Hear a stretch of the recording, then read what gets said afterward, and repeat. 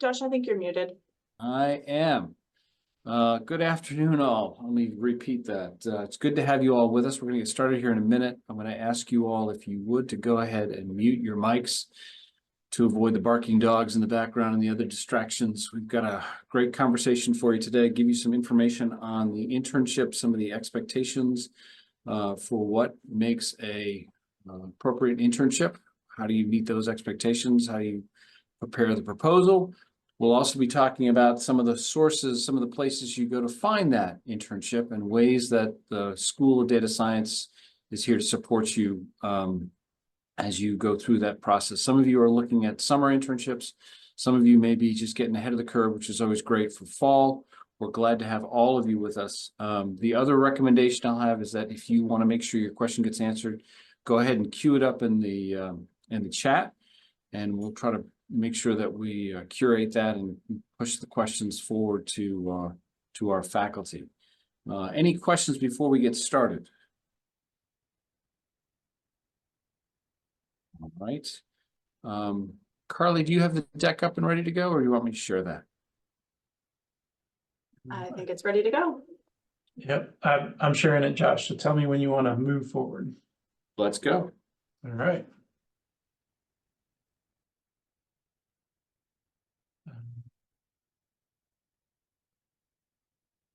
All right, so for today's agenda, we have internship requirements, finding an internship. This is kind of everything that Josh just mentioned.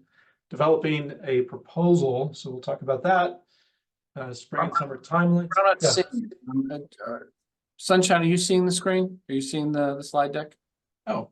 Yes, I can see the screen. Okay, and it's on mine. Okay, don't worry about it. Keep going. Okay. Hopefully most of us can see the presentation that I'm sharing. We're on the page that says today's agenda. So pretty straightforward, a lot of good guidance. So we're glad you're here to learn about this. It's particularly important because it's important to start looking for an internship early, and we'll really emphasize that point today. All right, why the internship? And Josh, you'll have to tell me which screens you want to cover and which ones you want me to try to tackle. I'll jump in, but I've got to first get, for some reason, the screen's not showing up for me, but keep going and I'm going to figure out my technical issues. Okay, no problem. All right, so everyone who's doing a master's degree is required to do a capstone. So for most people right now, that means an internship. And this is exciting. It's an opportunity for you to use all the skills that you've developed as you've obtained your degree, and a lot of the skills that you'll need for your degree. So usually I think the required hours here is 21 hours for a typical DSBA student.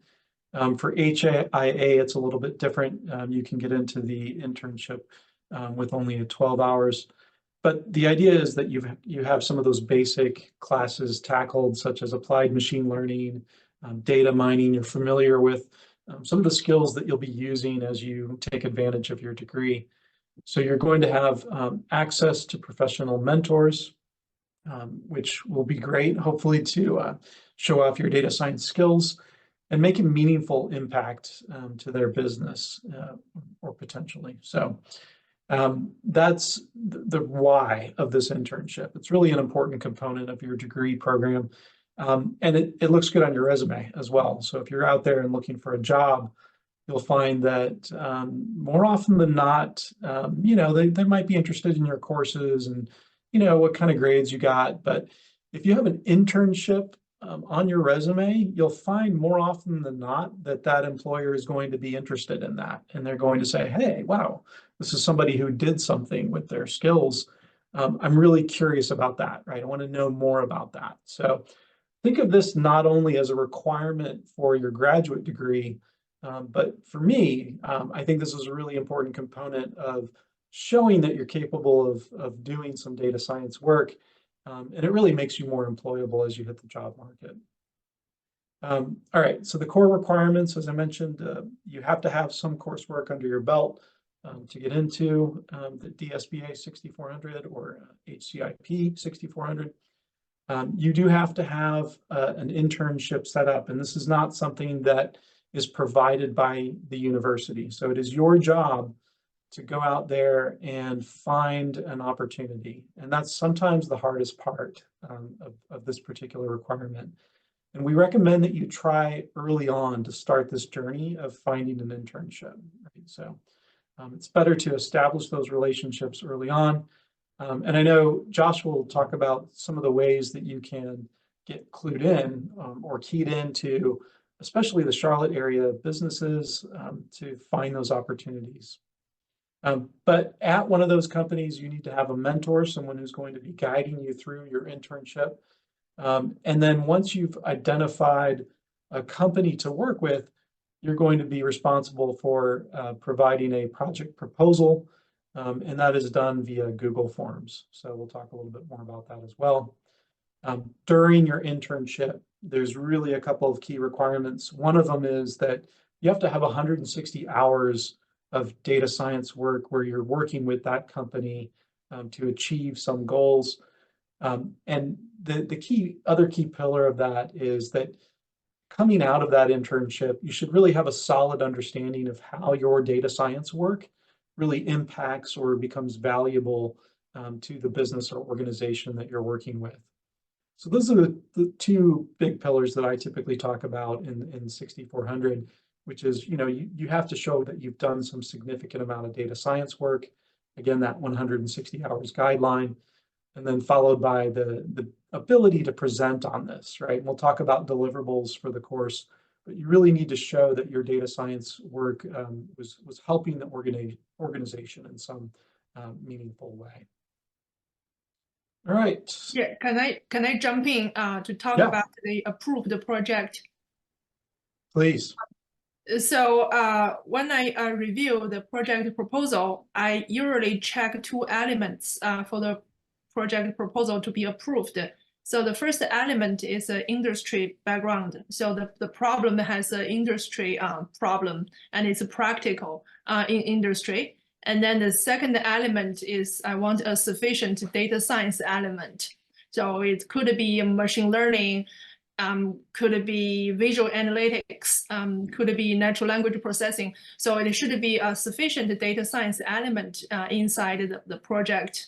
But if it's just a database, just some SQL queries entry, that's probably not sufficient. Right. I would echo what Sunshine just said. And I believe there's a couple other slides here where we'll talk more about this, but it's a really good point. And it's kind of a cliche that interns tend to get stuck with some of the dirty work, right? So it's possible you may be doing some data cleaning or, pulling data from the web or what have you. And all of that is fine, right? As long as you have, as Sunshine just mentioned, a significant data science component that's more than just mucking around in a database or cleaning data. Ideally, this is something where you have a predictive model or use of a more advanced data science technique or advanced visualization, as Sunshine mentioned. So totally, I would echo her comments there. It's one of the key things we look for in a proposal. All right, companies and organizations in the Charlotte region. Obviously, Charlotte is a great town to find an internship in. So to some degree, we're lucky to be here in such a vibrant sort of micro economy. We have, of course, the finance industry, which I came out of. I worked 20 years in big financial firms where we have opportunities, but all industries really. You'll be surprised, and it's not just big companies. You'll find that UNC graduate students are finding internships at smaller companies as well. Sometimes those smaller companies are the ones that are not as familiar with data science, and they need more of that data science help. It's possible that you'll have an opportunity to get a paid internship, which is great. If you can make money and satisfy your requirement for 6400, that's a great way to go. You might have to figure out, maybe I'm going to do an unpaid internship, right? So a couple of ways that you can tackle this, basically. If I Yeah.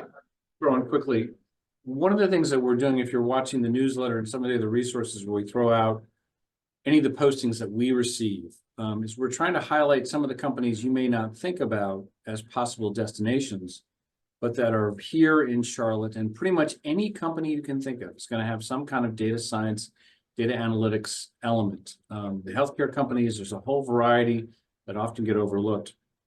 So oftentimes we're trying to get you to start doing the research on the companies first, figure out which companies you want to work with, and then identify potential positions. So actually think about what type of company, what organizations really speak to you, and then let's see if we can get you connected with them through alumni or through alumni connections or through some of the special events we do on campus, to really take that conversation to the point where it gets to be an offer.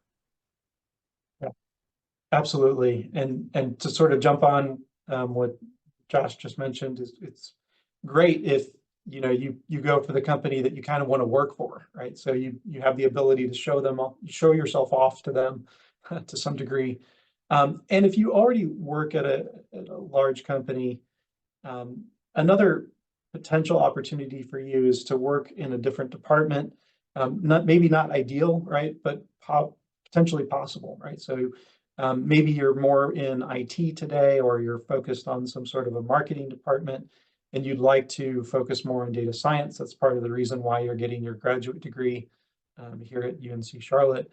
Then you might be able to work with that data science department or other people within your company to say, hey, could I do an internship opportunity here with you? And it might involve you doing some extra work, extra hours above and beyond your normal work duties. But that is sometimes an option as well. Can I supplement something? So if these companies, for some reason, do not work for you, and always the backup plan is to find a professor and then to find a project and then work with the professor on the project, a data science related project. So that's something I have seen in the past years. If the companies did not work for them, that's always their backup plan. Yeah, I really would encourage I think the industry internships really turn out to be the best option for a lot of reasons. But yeah, you also, just on behalf of our faculty, because there are some enterprising peers of yours who have been in essence spamming the faculty for projects, and sending just general emails with their resumes attached. If you have a relationship with a faculty member, somebody you've had in class, and you know they're doing research in a space that you're particularly interested in, you can start that conversation. But just emailing the general population of faculty across campus is a no-no. Please do not do that. It irritates the faculty and actually lowers your chances of finding a placement. But again, if you know that you've been working with them on certain research projects and you have one that you want to take a little farther, there's some other things we'll talk about later on in terms of variations on that. The ideal for us is to get you placed, obviously, with a company, but sometimes there's a special research opportunity that may present itself. right. So types of projects. Health informatics is not my forte. Sunshine, are you familiar with these types of projects more so? Okay. Yes. So this the project house.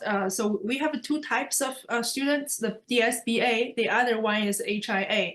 So for the HIA students, and then the important thing is health informatics background, and then they usually do an internship with hospitals, with biomedical companies, and then the industry background. The first element I mentioned is usually health or medical related, and then the data science part.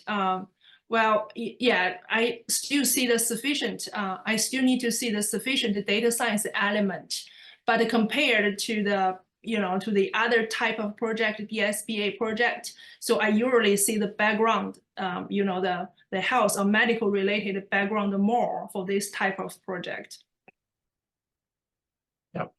Thank you for that. Yeah. So generally speaking, even though the internships are very similar in structure, because of the nature of the health informatics program, You know, we don't have a hard requirement that you need to do like a predictive model, doing something that is, you know, more domain specific, maybe a little bit lighter on the depth of the data science, but not necessarily lighter on the impact of the data science. So it's a little bit different in terms of that core requirement for the project, but the underlying circumstances are there in terms of what those core requirements are. And I'll also add in that there are some areas that you can look for. There's the usual, the hospital's Atrium, Premier, which are usual targets for that. But we also have companies like AmerisourceBergen, Premier, who are based in the Charlotte area. Large companies like Lowe's have health informatics units within their organizations that are doing health analytics you may want to look at. And then if you are interested in pharma, we have several major companies who are based in the Triangle, which are often looking for health informatics specific trained individuals for opportunities there. So that's another kind of search option. Yep. And one note that we promised we would call out because of our administration here, if you're in HIA in particular, there are a lot more administrative hoops to jump through. So if you work for some of those larger hospital systems, it's likely that you're going to have to go through background checks, and there's going to be other things involved in order to get you onboarded to that internship. And as such, it's really important that you apply earlier. You can't just, you know, apply last minute and expect to get everything wrapped up in a week. That's a process that might take more like 4 weeks. And so, you know, if you're thinking about getting into an internship, you know, if you were, for instance, this spring, hopefully you've already you know, submitted your application or proposal by December, sort of early December timeframe at the very latest. So keep that in mind with the health informatics. And it's not just if you're in the HCIP 6400, it also includes if you're doing an internship as someone who's a DSBA, but you're going into one of these hospital systems or something like that. That requirement is still there, right? It's more related to the fact that you're working in the health industry, not necessarily that you're in specifically the HIA program. So just a heads up on health informatics and health related projects in general. All right, moving right along. So if you're more focused on DSBA and data science, then it's really important for you to show off your depth of data science work and, you know, figure out how you can make an impact in your particular organization or business. Sometimes you're going to have a mentor who's going to be familiar with data science, and they're going to be able to immediately tell you, aha, this is what we need. We need a predictive model that will help us figure out what the sales are expected to be for the next month, right? Or we're going to build a churn model to help us figure out which customers are going to leave our business. And those are important things that, you know, are opportunities that can be identified where data science in particular is going to help the bottom line. And it doesn't always have to be related to increased revenue or reduced costs or profit or even money. This could be increased outcomes, right? This could be better things happening in general. So a lot of different types of projects that can come into play here. If you have a mentor who doesn't necessarily know how data science can fit in, you might have to use your creativity to figure out how do the skills that I've developed here, how could they potentially impact this type of business? So if you're in that scenario where you've got a willing partner in the industry, but you're kind of figuring out what is that idea for that project or that proposal, please book some time with me. You can come and talk to me about your company and about the circumstance. And I can potentially give you some ideas of, what a suitable project might be that you could propose to your business. And so I'm putting myself out there a little bit if you're in that particular scenario. So, but we'd love to see you use your skills to the benefit of your partner organization. All right, let's take a quick moment. And I'm not really monitoring questions. Are there any questions about the types of projects for either health or DSBA programs? And keep me honest here. I'm not looking at the chat. Okay, I'm going to keep plowing along. There is one question in the chat if we want to pause and Okay, take a look. thanks. We've got someone asking about getting some help finding an internship. So over the last 4 to 5 months, I've applied for multiple positions with many of the companies listed and have not had any luck getting anywhere. Yeah, definitely. I think that's one of our slides. Hey, it's the next one. Yes. Perfect timing. Perfect timing. Josh, do you mind jumping in for me? Not at all. And I started to respond, and this sounds a little bit recycled in terms of the response I gave to the question in the chat, but there's no denying it right now. And this is part of next week's Monday seminar. Birchworks is going to be talking about where the trend is in the tech industry, and particularly within data analytics and data science. There's a slowdown.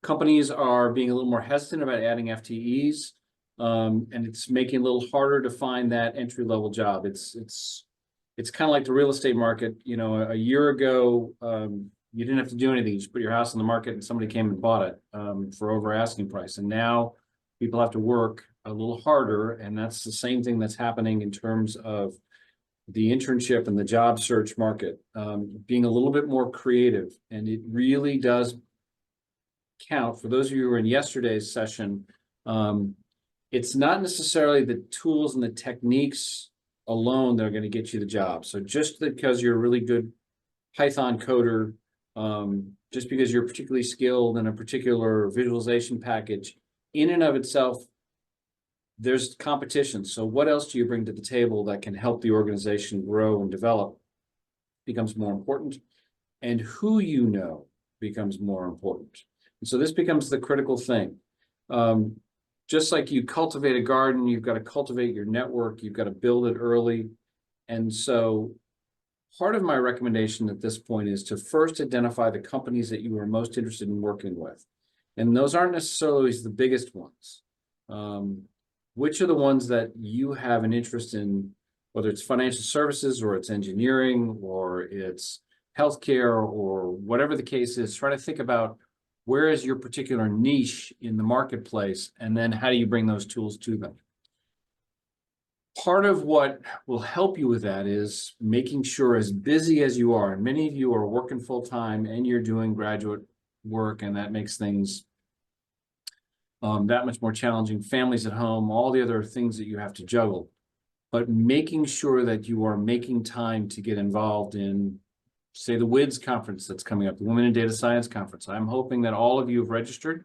It's free, and it's going to be a great networking and training event. You're going to get a chance to talk to folks who are working in the field about how they got their jobs and what they're doing and what things might pique your interest. The professional seminars, ad nauseum, I talked about the Monday seminars, but we also have a Wednesday seminar for health informatics. It's a research-based seminar. There are other conferences that are going on in the region across North Carolina and into South Carolina. There are hackathons. All of those are things that can help you get connected and build out your network. You're seeing that we're also focusing on some of the popular conversation resources, whether it's Medium or Data Science Current, things to keep current on what's going on in terms of issues in data science. We've all heard about that thing called generative AI. There's a bit of conversation around it. I'm still seeing a lot of questionable resumes with typos, resumes that people have maxed out the margins to try to cram as much information on the resume, and it's unreadable. So I really encourage folks, if you haven't done it, even if you have, pass your resume to whoever you can to have them look at it and say, does this make sense? Does it tell the right story about me and my talents? Are there any errors, to make sure that there are clear, there are good documents to carry your message? And that goes also for your LinkedIn profile. It's fine to put that you've got an AWS certification, that's fine. But once you get past 5 or 10 of them, nobody's paying attention anymore. What are the conversations you're engaged in? What are the things that you're excited about? What are the things that are going to bring you into a company and show a long-term benefit for that company to help other people grow around you? If you've got a GitHub, make sure you're curating it and updating it and adding good portfolio pieces that are your work. those are great ways to engage folks in what you do and what you can do.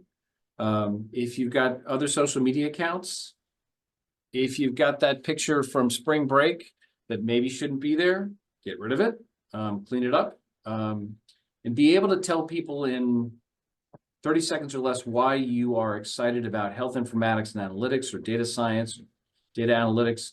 For a lot of folks, you tell them that and their eyes glaze over. What is it that you can help them understand why you're passionate about it, why you have gotten engaged?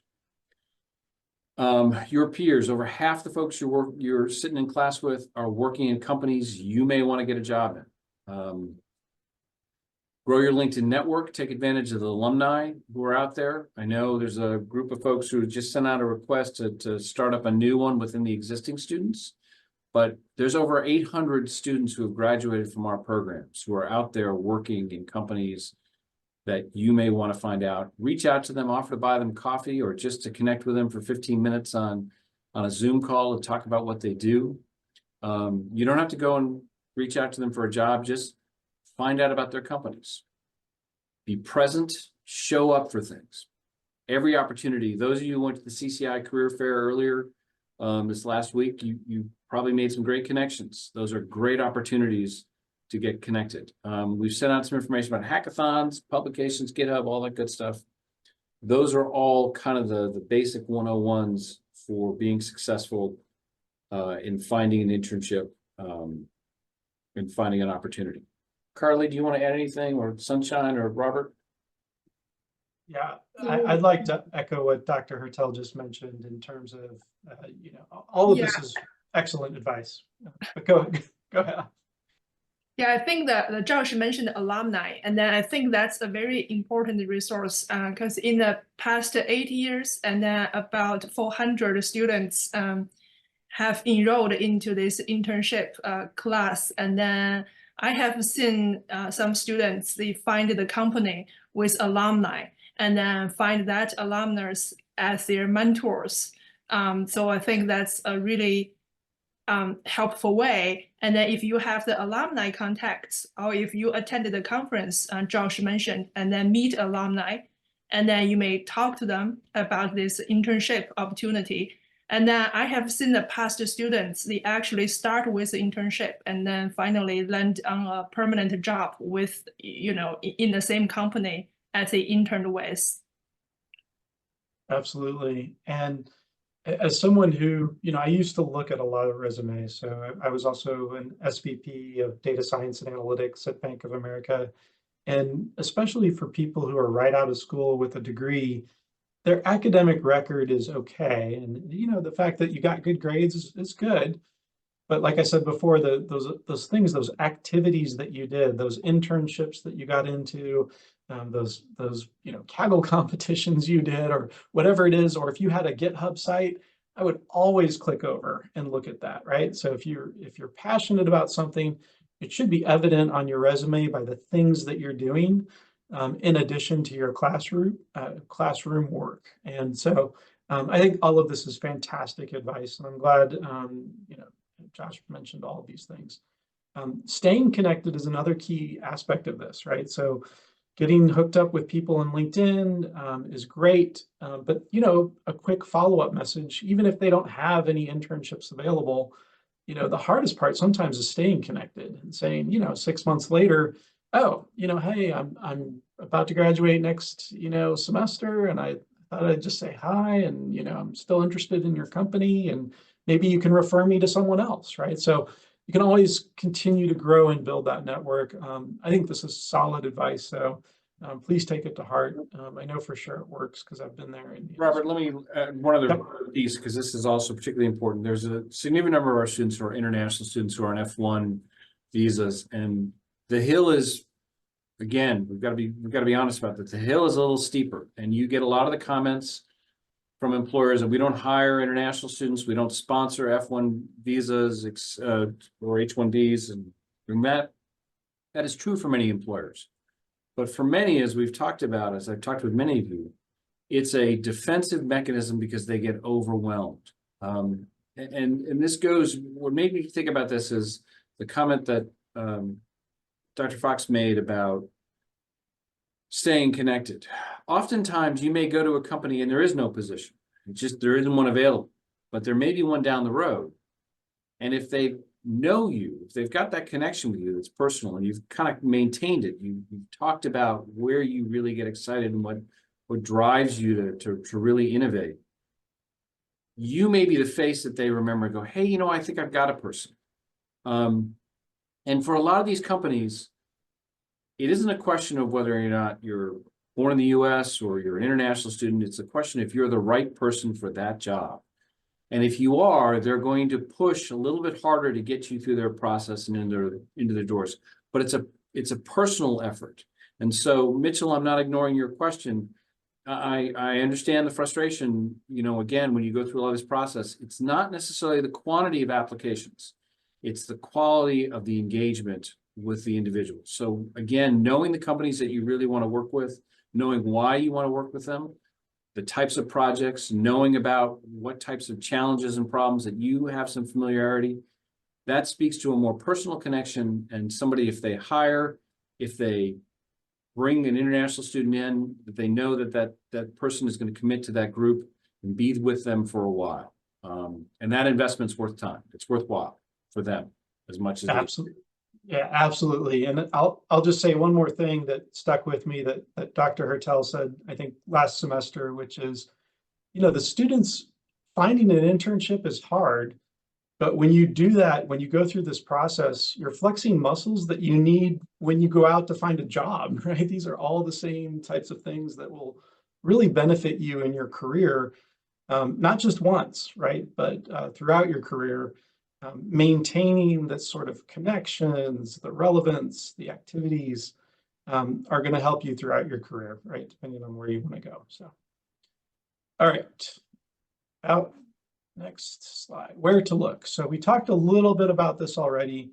The Monday seminars that Dr. Hertel mentioned are fantastic. Usually you get a chance to not only hear from a real world business or company, but you'll be able to, you know, network afterwards, answer questions or get your questions answered or, you know, just make that connection. So that's always great. The other thing, community resources, you have different clubs and societies, professional organizations that you can get plugged into that were really important. Here, the Career Center is, if it's something that you're not familiar with, you should absolutely sort of get plugged into. So there's a couple of different reasons why you're going to want to know about the Career Center. One is that they're very good at making you look good, right? So if you're not so sure about your resume and you know you're kind of iffy on it, then you know take it to them and ask them, and they have different ways to help you improve yourself, improve your profiles and your networks and so forth. So they're always great in terms of the resources that they have and helping you get set up to succeed. So Hire a Niner is not something that I'm as familiar with. Josh, can you talk about that a little bit? Yes. So I'm putting a quick link into the data to the aggregator they put together for a search tool. So Hire a Niner, one of the things, this is, a lot of you rely heavily on Indeed or Monster or some of those other massive sites. Remember that when you do that, you are in a competitive pool with the nation. Whereas with Hire a Niner, these are companies that are coming specifically to UNC Charlotte. They're saying, hey, we want to recruit students from UNC Charlotte. We know the institution. We know the quality that comes out. We want to find people to come work for our companies right here in Charlotte. So the aggregator that I put there is kind of an odd duck in that it sometimes the filter is a little bit big. You get some weird results sometimes. And it lists it from the ones that are the most recent or closest to closing for applications. So as you scroll down, you get ones that are a little bit more, the searches are still much more active as you go through. But you can sort through that and it helps you to figure out, hey, these are companies that probably want to talk to me. So it's a great resource to go along with all the other resources that the Career Center has. There is a community, so you'll see there's the image there of the meetups. There's specifically one for our students, for the health informatics and analytics students and for the data science and business analytics students and the undergraduates, that allows you to talk to companies and other people who are in the same field. It's there for you. The Career Center is a great resource. They'll sit down and do resume consultations and all kinds of good stuff. So please take advantage of that. They're also sponsoring a variety of career and internship fairs. Carly and I just got a note from a company that's very excited to come to the STEM fair that's coming up, I think, this Friday, and specifically looking for our students. So again, being present is one of those things I would put out there. And I want to come back, Si, I'll come back to your question in a minute, but there's one about F1 visas applying for internships out of state. Yes, for F1 students, you can apply out of state. However, there's a caveat. If you are taking another course at the same time, they're going to limit you for 60 miles. I think it's 60 miles. You'd have to check the ISSO will confirm the actual mileage distance from campus that you can go. It's an odd requirement. If it's summer, if you're not taking any other classes, that limitation is not necessarily there. It can be a remote internship, and you can go from Seattle to San Antonio to Boston, as far as it goes. But with those questions, ask, particularly for international students, please ask the ISSO just for secondary confirmation to make sure we keep you in the rules and we don't get you in trouble. Okay. And I think the last comment I would want to throw in here on the finding an internship is that this last semester, I noticed that some students were struggling, and they were able to take a tactic that I think worked really well. Sometimes the big, large employers, you know, the Wells Fargos and the Bank of Americas, they're harder to get into, and especially if they're not on a hiring, you know, spree, then you might not be able to get your foot in the door necessarily. But smaller companies in particular, especially if you're willing to do an unpaid internship, I find that they still have plenty of need, right, for data science, and they're more than happy in many cases, right, to have a student come in and help them with data things. And so keep that in mind as well, which is everybody tends to look at the bigger companies, but some of the struggles and ways that people succeeded this last semester, at least what I witnessed, is that they started to go down the list and say, okay, these are mid to smaller size companies, but still have plenty of opportunity, still have plenty of information and need for data science as well. So don't always look at just the big guys. And final note from me, if we have a posting, I promise you, we are putting it out in the newsletter. We are sharing it wherever we can. We don't hide anything. Whatever we've got, we're putting out for you all. But if you have questions and you want to follow up with us, both Carly and I try to do our best to make ourselves available for one-on-ones if that's helpful. So please reach out. So let me answer. There's a couple of questions in the chat while you're doing that. In terms of if you're having issues with, or you're concerned you're not going to be able to find an internship in your last semester, then again, that's a conversation you want to have, particularly with Carly or myself, to kind of talk about where you are and why. That's the set of circumstances. Sometimes there may be a research option that we can look at. For students who are in the Health Informatics and Analytics program, there is also an alternate capstone. It's only available to the HIA students, but that is the HCIP 6250, which is the Health Analytics Problems in Health Analytics course. It's a team-based consulting class. There will be, starting in fall, a new research option that will be available for students who are in the DSBA, but this is going to be a much more substantive project than an internship. It would be a 6-credit, 2-semester project, and it takes a lot of preparation before. It's not something you just sign up for at the last minute. And that'll be part of the catalog coming around in fall, so it'll be an option. If you think you are interested in the research pathway, this is also for students who may be thinking about considering a PhD program down the road. You would need to have a conversation with the program director, Dr. Park, for the DSBA. So that is another option that is out there, that is available. But again, for the DSBA, the research option it's really meant to go in a bit of a different direction. It's not necessarily for students who are going directly into professional careers. It's for folks who are going more down the academic road, the research road. Okay. All right, very good. Don't know that there's any more to say here. If you have questions, of course, you can always reach out. But the website does have a lot of information, and we're going to be posting updated and newer information, so keep an eye out for that. Timelines. So this is important. We talked about it briefly before, but once you find an internship organization or business, you really do need a minimum of 2 weeks prior to the start of the term. And if you're HIA or in a health-related industry, maybe something more like 4 weeks would be best, right, for you to go ahead and get that proposal kicked off and started. The proposal is relatively simple. There's only a few questions there. Some of that is basic information, such as your name and your 800 number, and who's your mentor and their contact information. But a couple of the key questions really ask you about, what is your plan for this internship? What is the overall goal and objective? So you need to have that discussion with your mentor before you sit down to make your proposal. This has to be something where you have a little bit of a game plan figured out, and you might not have every single detail nailed down, right? But you have the overall goal.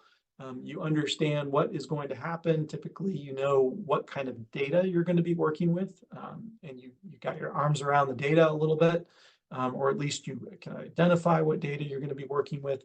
And then you're in a situation where you're able to sort of put together the big bullets and really have that discussion about, okay, what are we going to do over these next 3 or 4 months during the semester? And it's okay. Yeah, go ahead. Yeah, can I say something about the proposal? So I would say try to collect specific information and then put it into the proposal rather than putting a lot of high-level information. Because in the past few years, I have seen students, they put really high-level, really abstract, high-level information about the project. And then after seeing the proposal, I have no idea about what the project is about. And then the students mentioned that's the only information they have so far. So my suggestion is talk to their recruiter or talk to their mentors to get as much information as possible. And then if you don't have that information, you can wait until you have that information and then be more ready before you submit the proposal. Right. And to Sunshine's point, part of the goal here is to protect you a little bit as well. So when you get into a situation, you want to make sure you're going to get credit for 6,400, and that means sometimes making sure that you have that in-depth conversation with the organization or company that you're working with and say, hey, you know what? In order for me to meet the requirement for my graduate degree, we need to have this discussion about what we're going to tackle. So as Sunshine mentions, it's probably not sufficient to say something like, oh, I'm going to help the marketing department with their data. That's way too abstract, right? So a much better proposal might read, I'm going to work on building a customer attrition model so that the marketing department can reach out to customers proactively and try to save them, right? So that would be a little bit more in line with something that would be a decently defined sort of objective in terms of what we're trying to do from a data science perspective, and then also, as I mentioned before, how that data science work is going to have a meaningful impact to your business. So the proposal's not that difficult. Take a look at the form out there, but I think having those specifics in there, feeling comfortable about what you're going to do, right, in that 3 to 4 months is really something that you should have as you make that proposal. And if you don't have that sort of comfortable feeling, it's time to have another conversation with your mentor, right? And really talk to them and say, hey, this is what I need. I need 160 hours of work, and some of that has to be really sort of in-depth data science work or meaningful data science work. And So also, Yeah, go ahead. Yeah, sorry for the interruption. So, and also some companies, they actually need the intern so much, so they actually assign multiple projects to one intern. And then in the proposal, I see the multiple projects in the summer, like 3 months. I will do project 1 is about this, project number 2 is about that, project number 3, and then so that's not a good idea. And then even if you have multiple projects with a company, we only need you to report the major one. So we want to see one project with, with a significance, one major project. Yeah, that's a really good point. And you also want to avoid the scenario in which you're not protected from an internship standpoint. And what I mean by that is that you might get stuck doing some of the drudgery, right? You might be able to say, okay, I'm going to have to do some data cleaning or, a lot of, data organization or manual work to work with this information because data quality is so bad, or, everybody wants work on some of the hard stuff like that, which is perfectly understandable. But the proposal is also an opportunity to sort of preserve the data science work, right? So that you're not stuck doing just more menial data work. That's not going to help you, satisfy your requirements for 6400. So the proposal is great because it also protects you, right? It makes sure that the company doesn't use you for just low-level data stuff, and then by the end of your internship, you have nothing to show for it. So that's part of the agreement we have when we enter into these internships. Sunshine or I will email your mentor, and we'll just make sure we set those high-level expectations. This is kind of the expectation here is that the students are going to do work for you, but we expect them to do some of this data science work in order for them to meet the requirements of their 6400 class. Sunshine, there's a great question in the chat. Blake's got a question. What happens if a company has proprietary information? How can you all manage that process to make sure that they're not necessarily going to be exposed and the students can actually still do the internship? Because oftentimes that's an obstacle. They're not going to let the data go into the wild. Do you want to talk about some of the ways you manage that? Yeah, the previous students also asked the same question because that's always the case for some companies. And then my suggestion is you always have a way to present like either simulated data or the aggregate information without, disclose any proprietary information. So you have many ways to get around that. Yeah, using simulated data and using aggregate information. And I think another point to make here is that it's fine for you to work with sensitive information, and you do not have to report it to the university, right? So we'll talk about what your deliverables are for 6400. But we don't need to know the internal information about your company, right? So we need to know that you did some data science things, but we don't need to know the exact numbers or the exact data or the information. We need, proof that you've done your work and that you understand how your work impacted the business. We don't need revenue numbers, we don't need people's sensitive information. So we'll talk a little bit more about that, but the final presentation that you give, you should be able to essentially mask out some of that information, and it doesn't necessarily have to be shared with the university in order for you to get credit for the work that you've done. All right, let's move on. So what is the process, right? So the internship process, first finding that opportunity, and really this starts now, right? So don't wait until you're in your last semester. Don't wait even in your last year. You should probably start this process of what we were talking about earlier, networking, figuring things out, building up your portfolio. You're really started right now, as far as I'm concerned. So start looking for those internship opportunities. Once you have made a connection and you're at a point where you've achieved that 21 hours of credit hours, or if it's HIA and you've got that 12 hours requirement satisfied, it's time for you to, lock in that internship, whether it's paid or unpaid, or, a side project at your existing employer with another department, whatever that case may be. Submitting that proposal in that form, you can do it ahead of time. It's absolutely fine. If your internship doesn't line up directly with a semester cutoff, that's also fine. So we'll figure out what you need to do in that particular scenario. So let's say you have an internship that starts in November and is going to go through, let's say, March, right? So it kind of straddles the fall and the spring semesters. In that case, what we'll usually recommend is that you give us a heads up, right? You can submit a form for spring in that case, right? We put you in the spring cohort so that you can satisfy that requirement.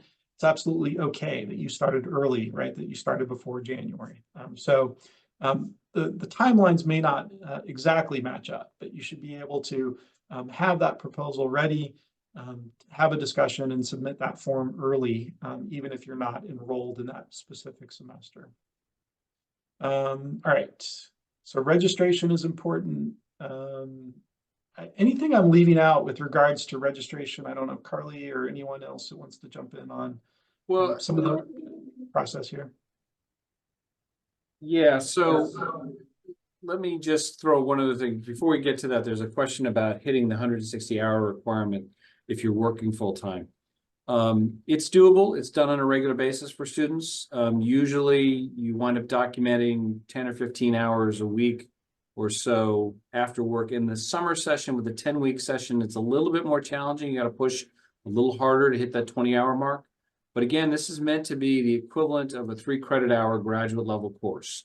And so that's why that 160 hours, I think we mentioned that earlier, is so important as a base marker. You may actually start the process depending, it's a little bit of flexibility.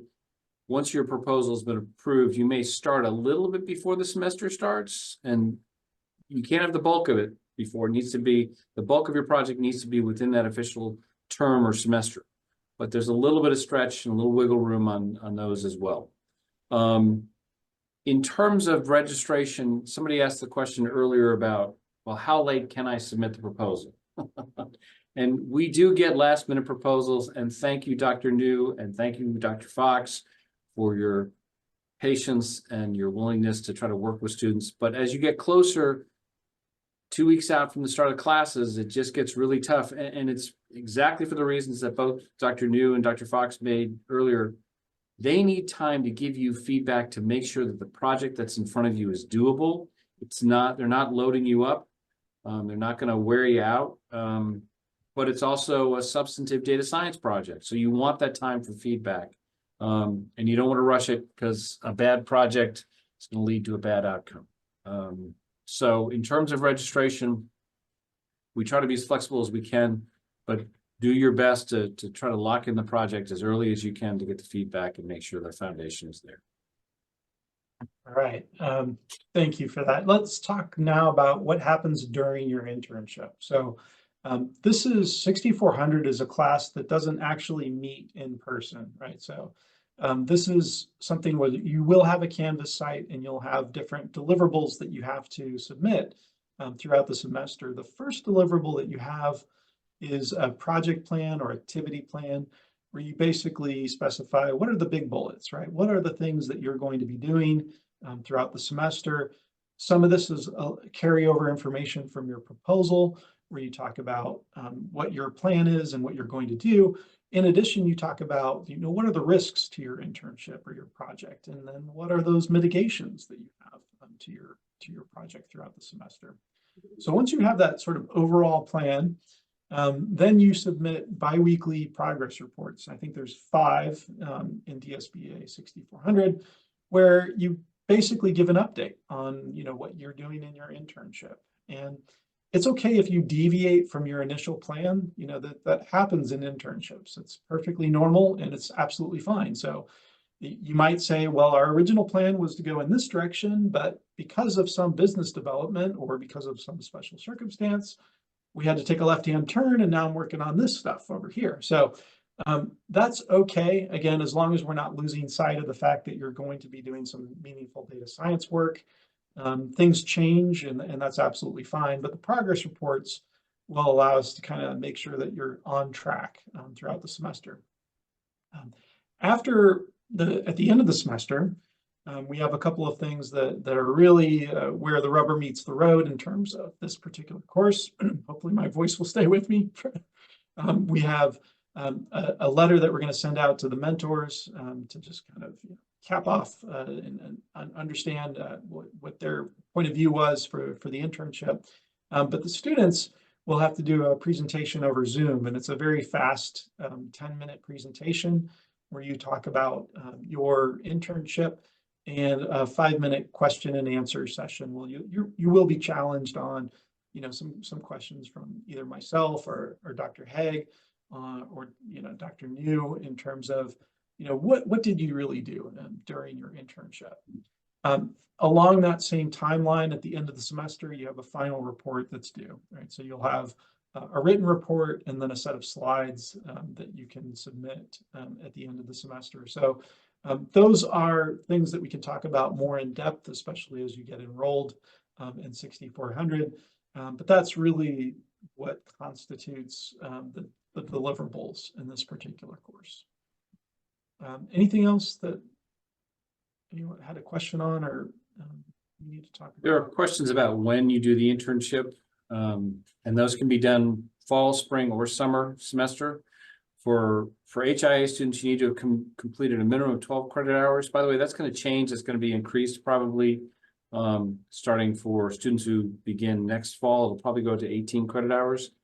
For DSBA, it's 21 credit hours, and that is to make sure that you have the skill sets you need to be successful in the positions you're seeking. There are times we make exceptions, but those are on rare occasions, and it's case by case. You gotta convince us that you're ready for the position and you're in a position to be successful. Okay. After your internship, so like I said before, we will send out communications in the HIA world. Your mentor is called a preceptor, so it's just a sort of a terminology change there. And so there will be a submission. Well, they'll give feedback. Same thing for DSBA, although it's done through your mentor, and it would be something that was provided feedback through Google or Microsoft Word document, where, basically we touch base and say, how did this internship go? And sort of validate that you actually were there and you did show up, right? So at the very basic, but yeah, that's a key element of sort of finishing the internship. So, all right, I think that's our last slide. And with that, is there anything else that we have from a question and answer standpoint? I'm gonna look at my time here. So we're right up on 5 o'clock, but if anyone has maybe one more question. I'm trying to pull up my chat here. You guys help me out there. I will always, so I put the quick note in there, Carly and I are always an email away if you've got a question, and you can always, if you need a place to track me down, Monday seminars, I'm there on a regular basis. So it's a good place if you want to set up time to meet for a cup of coffee or to chat about where you are with the program. Certainly you should also be talking to your faculty for ideas. And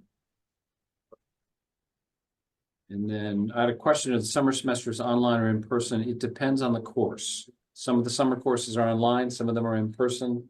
The internship does not meet formally in person. Yep.